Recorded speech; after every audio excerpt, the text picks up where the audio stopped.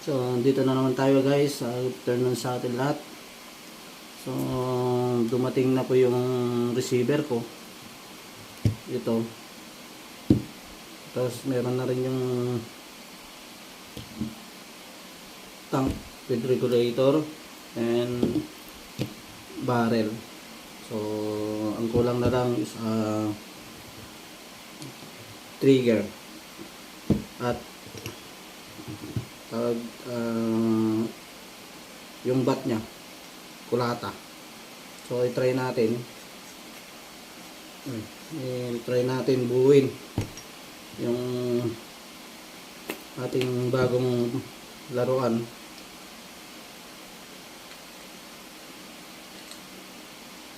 So wala pang kan, hindi ko pa nilagyan ng o-ring. So try muna natin. Okay naman na. Ito. Kasi size nito eh.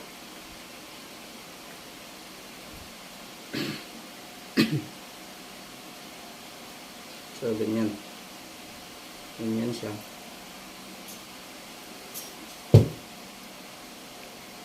Wait lang. Ito tumatawag.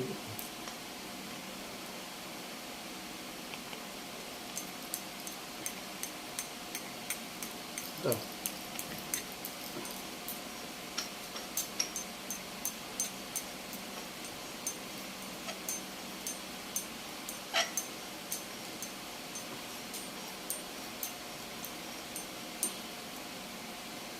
And then yung barrel. So buo na siya guys, kulang na lang yung trigger. So abang-abang na lang sa next video ko, mabubuo ko na to. Thank you guys.